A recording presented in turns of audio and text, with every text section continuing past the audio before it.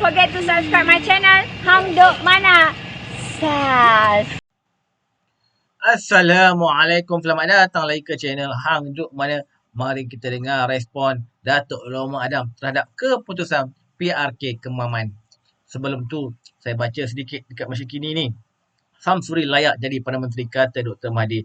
Bekas Perdana Menteri Dr. Mahathir Mohamad berkata calon Perikatan Nasional Ahmad Samsuri Mokhtar berlagak-lagak untuk dilantik sebagai Perdana Menteri masa depan. Okey, mari kita dengar respon daripada Datuk Loma Adam. Di akhirnya kita komen macam biasa. Saya nak ucapkan tahniah kepada Dr. Samsuri, calon Perdana Menteri Perikatan Nasional yang telah memenangi kursi Parlimen Kemaman. Semalam saya bagi peluang untuk majlis angkat sumpah Perdana Menteri yang baru. Namun tuan-tuan, saya tunggu itu sebab semalam saya tak live. Kerana majlis angkat sumpah tu tak berlaku nampaknya. Majlis angkat sumpah Samsuri diangkat menjadi Perdana Menteri tidak berlaku. Kerana PAS Perikatan Nasional memang tidak ada pun 1/3, apatah lagi 1/2 untuk membentuk kerajaan bagi menggantikan Datuk Seri Anwar Ibrahim sebagai Perdana Menteri. Orang tanya saya, apa dah jadi dengan UMNO dekat Kemaman dan sebagainya? Saya cakap relax lah. Kerana hari ini masih ada 1/3. Walaupun pelbagai fitnah, walaupun duit dipakai, walaupun pelbagai strategi yang digunakan oleh Perikatan Nasional, TikTokers dibayar dan sebagainya, walaupun lebih 30,000 ekar tanah telah pun diberikan oleh Samsuri kepada rakyat negeri Terengganu untuk mereka-mereka yang menyokong PAS. Tuan-tuan, saya nak beritahu saudara, sehingga ke hari ini masih belum ada upacara angkat sumpah untuk Samsuri menjadi Perdana Menteri yang ke-11. Saya dengar kawan kita Papa Gomo dah bukan main canang, Tun Dr. Mahathir dah bersetuju. Saya kadang-kadang tuan-tuan, saya tak boleh tahan dah. Sebabnya yang percaya tu ramai tuan-tuan. Yang percaya tu ramai. Dan walaupun pelbagai rasuah, salah guna kuasa, pilihan raya tu pun diadakan kerana rasuah yang dilakukan oleh PAS. Namun akhirnya tuan-tuan, Barisan Nasional masih mendapat 1/3 daripada sokongan di negeri kubu kuat PAS, di mana kita kalah 32-0. 32,000 majoriti. Tak. Kita kalah di Terengganu 32-0 kan? Betul. 32-0. Masih ada 1/3 yang bersama dengan Barisan Nasional. Kita tak nafikan tuan-tuan, 2/3 daripada mereka adalah terdiri daripada anak-anak pasti yang sudah pun membesar, adalah terdiri daripada mereka yang percaya undi PAS masuk syurga, undi BN, undi PH masuk neraka. Saya juga percaya 2/3 yang mengundi PAS adalah terdiri daripada mereka-mereka yang percaya bahawa masuk PAS ialah masuk Islam, keluar PAS ialah keluar Islam. Saya juga percaya bahawa saki-baki mereka yang menikmati pelbagai sogokan, sama ada dalam bentuk tanah tadi, dalam bentuk air fitri, air wibawa, air macam-macam air lah tuan-tuan, air jana wibawa, itu juga sebahagian daripada penyumbang kepada undi PAS. Dan sudah pastilah saudara, politik 3R yang dimainkan oleh PAS juga memberi kesan kepada sokongan Barisan Nasional, iaitu mereka mewawarkan konon-kononnya kalau mengundi Barisan Nasional, mengundi mereka yang bekerjasama dengan DAP, maka akan hancur orang Melayu dan orang Islam. Jadi ramai yang terpedaya, khususnya orang Pantai Timur ni begitu percaya bahawa PAS tu Melayu, Melayu tu Islam, hanya PAS saja yang Islam, maka mereka termakan dengan benda ni. Namun tidak dinafikan juga saudara, salah satu sebab undi BN merosot disebabkan kawan-kawan kita tidak mahu balik kerana mereka berpandangan bahawa 27,000 terlalu sukar untuk dikejar. Maka ramai yang mengambil keputusan, khususnya pengundi-pengundi putih Barisan Nasional ni, sepatutnya ada lebih daripada 36-37,000 pengundi putih. Tetapi mereka mengambil keputusan tidak balik dan tidak menyumbang untuk memenangkan calon kita, Jeneral Tan Sri Muhammad Apandi Muhammad Noor. Namun saudara, kita terima, kita memang dah jangka keputusan ini, dan kita memang jangka ramai yang tidak akan balik untuk keluar mengundi, dan kita juga yakin bahawa kita perlu lakukan penambahbaikan, kita perlu lakukan perubahan dari segi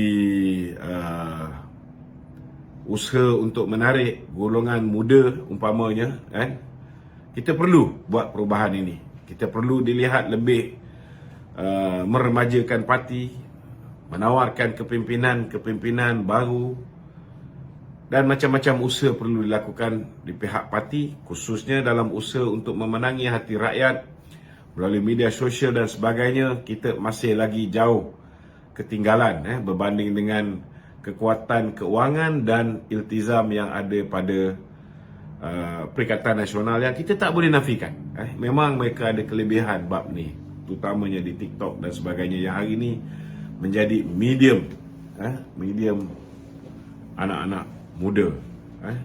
Jadi apa pun tuan-tuan, malam ni saya merasakan bahawa sudah tiba masanya, disebabkan Tan Sri Muhyiddin Yassin sudah pun mengumumkan beliau berhasrat untuk bersara. Dan hari ini tuan-tuan, untuk memenangkan Samsuri, beliau telah pun mengumumkan Samsuri sebagai calon Perdana Menteri. Maka sudah tibalah masanya rakyat Malaysia diberi peluang untuk mendapat seorang calon Perdana Menteri part-time. Part-time dia buat kerja jaga Negeri Terengganu, part-time jaga Dun Ru Rendang, part-time jaga Parlimen Kemaman, part-time jaga 4 portfolio kerajaan negeri, part-time buat kerja jual tanah, bagi tanah, agih tanah kepada penyokong-penyokong PAS, dan juga NGO isteri beliau, part-time naik kapal layar dengan Vincent Tan, macam-macam kerja part-time yang perlu dibuat. Saya rasa kena tambah satu lagi kerja part-time yang sepatutnya digalas di bahu Samsuri ini, kerana beliau ni cukup hebat. Cukup hebat. Apa ni jawatan dia tuan-tuan? Jawatan Pengurusi Perikatan Nasional. Kalaulah Samsuri dah diumumkan sebagai calon Perdana Menteri Perikatan Nasional, sewajarnya hari ini Muhyiddin Yassin berjiwa besar memberikan jawatan Pengurusi Perikatan Nasional itu kepada Dr. Samsuri. Saya rasa memang sewajarnya Dr. Samsuri ini menggalas tanggungjawab sebagai Pengurusi Perikatan Nasional. Lagipun tuan-tuan, daripada 74 orang ahli parlimen Perikatan Nasional ini, 48 daripadanya adalah merupakan ahli parlimen PAS, tuan-tuan. Daripada 74 orang, 48 PAS. 48 PAS. Hanya 26 saja daripada Bersatu. Jadi sewajarnya lah tuan-tuan, sewajarnya Muhyiddin menyedari bahawa Bersatu tu menang pun, mereka menumpang kekuatan PAS. Sewajarnya lah PAS diberi mandat sebagai calon Perdana Menteri dan mengambil alihlah tempat sebagai pengurusi Perikatan Nasional. Itulah sepatutnya berlaku, tuan-tuan. Tapi percayalah, tuan-tuan, Muhyiddin tidak akan menyerahkan kursi pengurusi Perikatan Nasional kepada Dr. Samsuri. Apa yang dia buat sebelum pilihan raya kecil di Kemaman hanya menipu rakyat negeri Terengganu, khususnya di Kemaman. Tapi malangnya orang Kemaman percaya Dr. Samsuri akan jadi Perdana Menteri. Orang Kemaman percaya bahawa Dr. Samsuri akan menggantikan Din Tompok. Maka mereka pun memberikan undi kepada Dr. Samsuri. Tapi menangis air mata darah sekalipun, tuan-tuan, Dr. Samsuri tidak akan menjadi Perdana Menteri. Setidak-tidaknya tidak akan menjadi Perdana Menteri sehingga Parlimen dibubarkan untuk memberi laluan kepada pilihan raya umum yang ke-16. Jadi saya rasa tak lama lagi orang PAS kecewa sekali lagi. Mereka dah kecewa banyak kali. Mereka kata nak tawan 6 buah negeri, nak bagi kita 6-0, gagal. Mereka kata mereka boleh ambil alih Parlimen Pulai, gagal. Mereka kata mereka boleh dapat Dun Simpang Jeram, gagal. Mereka yakin Dun Pelangai mereka boleh menang besar kerana situ majoriti orang Melayu, pun gagal. Setidak-tidaknya mereka dapatlah balik kawasan Parlimen Kemaman. Tetapi walaupun menang Kemaman, tuan-tuan, akhirnya yang menjadi mangsa rakyat di Kemaman kerana Samsuri tak ada masa nak balik untuk menjaga orang Kemaman. Dia nak jaga Rendang tak boleh, nak jaga negeri Terengganu pun tak ada masa. Kalau lepas ni dia diberi amanah sebagai pengurusi Perikatan Nasional, lagilah dia tak ada masa.